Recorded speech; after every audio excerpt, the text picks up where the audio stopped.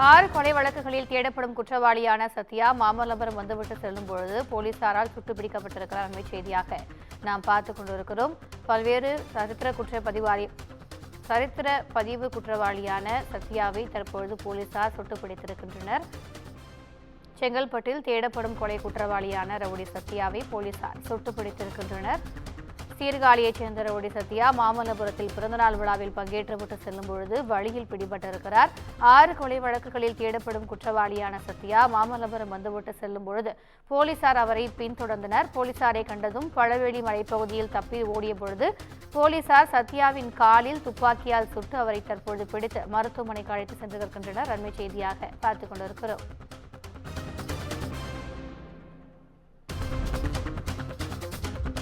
கூடுதல் விவரங்களை எமது செய்தியாளர் சக்தி வழங்க கேட்கலாம். வணக்கம் சக்தி, இந்த ரவுடி சுட்டுப்பிடிக்கப்பட்ட இந்த நிகழ்வு குறித்தான கூடுதல் விவரங்கள். நிச்சயமாக. வணக்கம் திவ்யா. செங்கல்பட்டு பிரபல ரவுடி சீர்காழி சத்யாவை முட்டியில் காவல்துறையினர் சுட்டு பிடித்துள்ளனர். மயிலாடுதுறை மாவட்டம் சீர்காழி ரயில்வே ஸ்டேஷன் பகுதியைச் சேர்ந்தவர் ரங்கராஜன். இவரது மகன் சத்யா என்கின்ற சீர்காழி சத்யா. இவர் மீது 4 கொலை மற்றும் 3 கொலை முயற்சி உள்ளிட்ட 12 வழக்குகள் நிலுவையில் உள்ளது.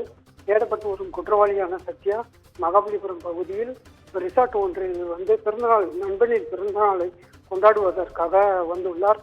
அப்போது சத்யா தேடப்பட்டு வரும் குற்றவாளி என்பதால் காவல்துறையினர் அவரை கண்காணிக்க உள்ளனர். அப்போது மகாபலிபுரத்தில் இருந்ததாக காவல்துறையினருக்கு தகவல் கிடைத்துள்ளது.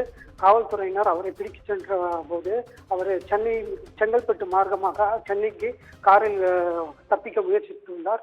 அப்போது செங்கல்பட்டு அருகே பழவெளி என்ற பகுதியில் கார் வந்து கொண்டிருந்த போது காவல்துறையினர் காரை சுற்றி வளைத்துள்ளனர். அப்போது காவல்துறையினர் சுற்றி வளைத்ததை கண்ட சத்யா மலைப்பகுதியில் ஏறி தப்பிச்சு எல்லாம் முயற்சித்துள்ளார். அப்போது பயங்கர ஆயுதங்களுடன் சத்யா காவல்துறையினரை எதிர் திசையில் தாக்க முயற்சித்த போது காவல்துறையினர் சத்யாவை காலில் முட்டியில் துப்பாக்கி சூட்டில் ஈடுபட்டுள்ளனர். இதனால் பலத்த காயமடைந்த சத்யா செங்கல்பட்டு அரசு மருத்துவமனைக்கு அழைத்து சென்று விசாரணையானது தொடர்ச்சியாக நடைபெற்று வருகிறது. மேலும் இதில் காவல்துறையினர் விசாரணை கொலை வழக்குகள் சம்பந்தமான விசாரணையும் தொடர்ச்சியாக நடைபெற்று வருகிறது.